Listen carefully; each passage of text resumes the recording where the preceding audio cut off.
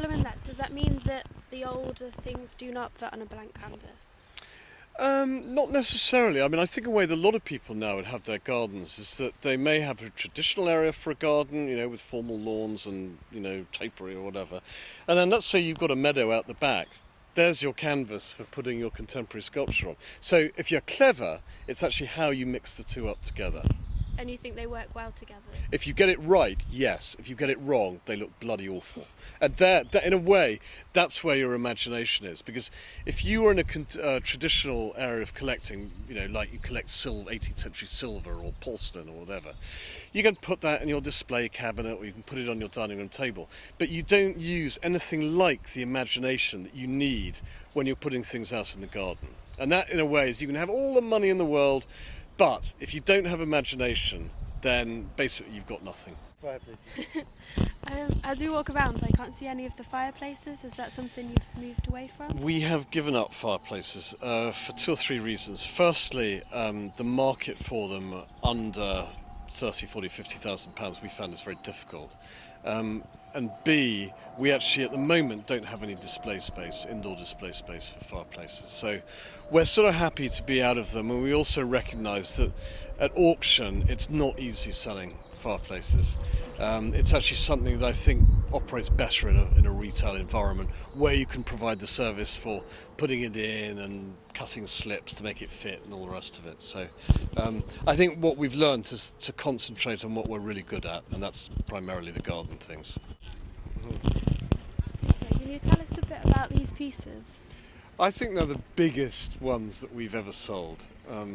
Cast iron, they're based on marble originals at Versailles, originally modelled by Salvo with a frieze. And these ones made by the Ducel foundry in France towards the end of the 19th century, but they are huge. Yeah, huge. And funny enough, we actually had the pedestals independently.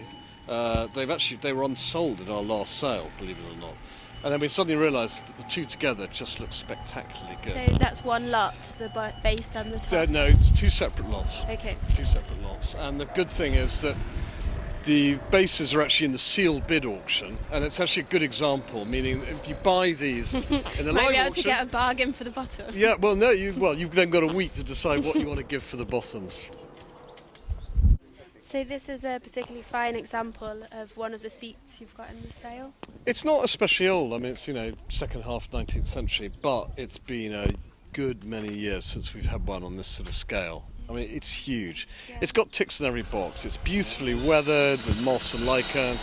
So basically, we've got an estimate of 20 to 30,000 on it, which is, it's quite a lot, but it's actually cheap for what you're actually getting. A lot for your money. You're getting a lot for your money. Well, we've actually got some other nice seats. Come and have a look up here.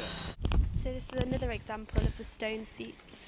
Another example of a seat. I'm sorry that it's all wrapped up with rope and things like that. I mean, obviously the health and safety aspect is something we have to take very seriously, so we can't have people sitting on it, because they're only temporarily set up here.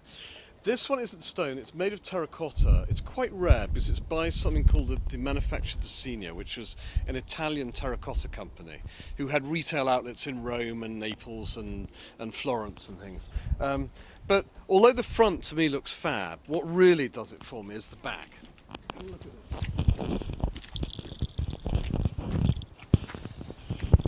I don't know whether you can get in on that, but have you ever seen a back that's actually dripping with Piranesi masks and Anthemian and things like that? So whoever buys this is going to have to, really employ their imagination to set it up somewhere where it can be admired very much in the round. Yeah.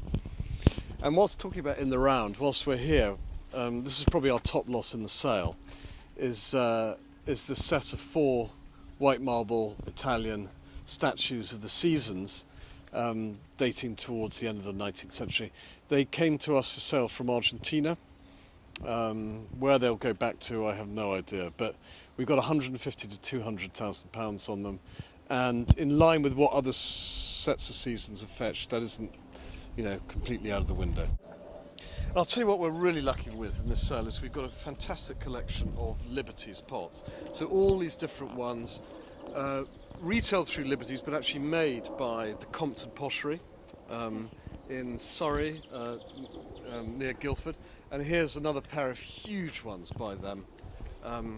You won't find another pair, biggest pair we've ever seen, and the Potters Art Guild, founded by Mary Watts in the early years of the 20th century, and it was a way of getting artisan craftsmen who, by the way, weren't allowed to drink, very sadly. It was also sort of temperance based, but what they produced was fantastic. What's the estimates on these? We have got £6,000 to £10,000 on this pair, which actually is more than we normally have, but they are the biggest pair we've ever seen. They're bigger than the biggest ones they actually advertised in their catalogue, which makes us think that in fact they were probably a private individual commission. The thing with Compton was that they stamped things in a very arbitrary way. I think mainly, credit to them because they weren't a production line. And this little circular stamp here, typical. It's the Potter's Art, a wheel within a wheel, and that is very, very distinctive for the Compton pottery. Can you tell us a little bit about this? Yeah, and this is actually a 3rd or 4th century AD Corinthian order capital from the Eastern Roman Empire, and a lot in the early 20th century, a lot of antiquities were brought over, particularly to this country, for use as garden ornaments. And what we can see has happened here is that the capital's been carved out and used. It may have either been designed to resemble a font, or it can be used as a bird bath. So it's a good example of taking an old object and inventing a modern use for it. This piece is going into the live auction, but it's got a relatively low estimate. Yeah, well, I think, Colleen, it proves the point that it's not just about sort of price, the difference between the two sales. Regency, reeded wrought iron chair, rare in itself, probably one of the best examples we've seen. We've got an estimate of between £400 and £600 on it. It'll probably make more than that, but the fact of the matter is, it is actually a really good example of its type, and that's why it's in the live sale. For this sale, Colleen, because it's our first under the banner of Summers Place Auctions in association with Sotheby's, we're breaking new ground in as much as we're having two different sorts of auctions. Because in the past, we always felt that because the auctions were so long, something used to go on for 2 days, that people suffered sort of auction fatigue. So what we've done is we've broken it up because we felt we were only as good as the worst lot in our live auction. So we separated it out. We've now got 150 lots of what we think are our more interesting, mostly more expensive, but not always, pieces in a live auction on the 20th of May. And that's just a traditional auction. And then on the 27th of May, a week later, we've got a sealed bid auction. And in that one, you simply put in your written bid, and when we open the bids, rather like buying a house in Scotland or wherever, when we open the bids, the person who's put in the highest bid gets it at that price, plus buyer's premium. And the reason we've done that is because we just felt people just got fatigue hanging around for an auction. But to make so people don't get confused, the whole of that garden there is actually everything that's turning up in the live auction. And all the lot numbers have actually got live auction written on them, and they're in the same colour. Everything is colour coded throughout as well, with bidding forms the same colour, and then everything through here is in the sealed bid auction. So it's the highest bid over the estimate? No, it can be well within the estimate. It's the highest bid over the reserve, over the reserve price. Okay. For instance, taking that pair of gates over there, if someone likes that pair of gates, they are quite willing to pay a premium for them because they fit, etc., etc. And they're not like what I would call a number 14 bus. In other words, if you don't buy this one, there'll be another one along in a minute that you can actually buy. So this sealed bid is a new strategic way of thinking. It's a new way of doing things, and it also means that you can view both sales at the same time. If you don't manage to buy something in the live sale, you've still got a week in which to then put bids in for the sealed bid sale.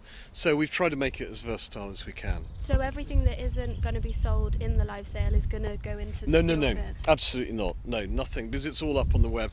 There are no unsolds from the live sale going into the sealed bid. It's not, oh, well, it hasn't sold in the live sale, we'll shove it into sealed bid. It's because it's all up on the web, it's in the catalogue, it's whatever.